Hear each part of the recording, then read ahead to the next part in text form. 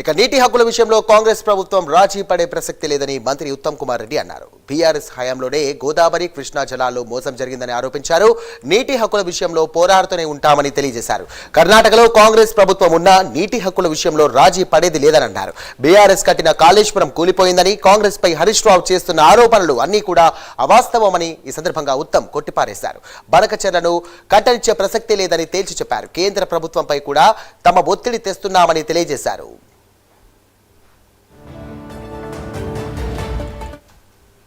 వనరుల మంత్రి సిఆర్ పాటిల్ కి స్వయంగా చెప్పినావు,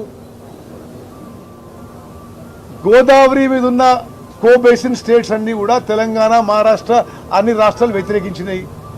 అదేదో వాళ్ళు ఆంధ్రప్రదేశ్ వాళ్ళు డిపిఆర్ తయారు చేసే వాళ్ళని టెండర్ పిలిస్తే అదేదో తెలంగాణ ప్రభుత్వం ఏం చేయనట్టు మాట్లాడుతున్నాడు. మేము కాంగ్రెస్ ప్రభుత్వంగా బంకచెర్ల ప్రాజెక్టుకి వ్యతిరేకం, ఎట్టి పరిస్థితుల్లో కట్టనీయమని చెప్పి కూడా నేను మాటిస్తున్నాను. అదేవిధంగా కర్ణాటక ఆల్మట్టి హైట్ పెంచే విషయంలో కూడా అన్ని విధాలుగా ప్రస్తుత కాంగ్రెస్ ప్రభుత్వం మేము వ్యతిరేకిస్తున్నాము. తెలంగాణ ప్రజల నీటి హక్కుని, కృష్ణా గోదావరి నదీ జలాల్లో మన హక్కుని కాపాడుకుంటాం. ఆ సమర్థత ఉంది, ఆ చిత్తశుద్ధి ఉందని చెప్పి నేను మనవి చేస్తాను.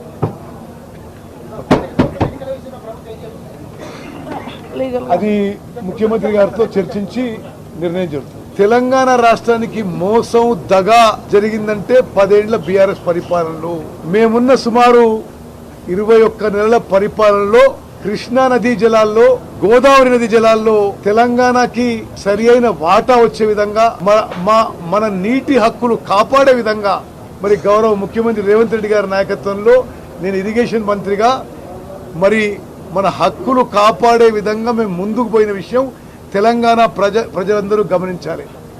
ఏదో బదనాం చేయాలనే విధంగా ఏదో తప్పుడు మాటలు, అబద్ధపు ప్రచారం, అవాస్తవమైన ఆరోపణలు చేస్తుండు హరీష్ రావు గారు. బంకచెర్ల ప్రాజెక్టుకి తెలంగాణ ప్రభుత్వం, కాంగ్రెస్ ప్రభుత్వం అందరం వ్యతిరేకం. అన్ని విధాల చర్యలు తీసుకున్నాము.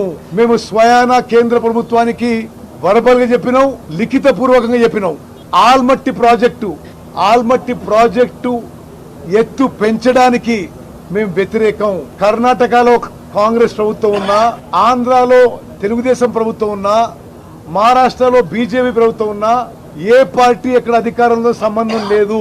తెలంగాణ యొక్క నీటి హక్కులు కాపాడుకోవడానికి, కృష్ణా నదీ జలాల్లో మన వాటా కాపాడుకోవడానికి, గోదావరి నదీ జలాల్లో మన నీటి హక్కులను కాపాడుకోవడానికి ముఖ్యమంత్రి రేవంత్ రెడ్డి గారు కానీ, నేను కానీ పూర్తి కట్టుబడును. చాలా సమర్థవంతం.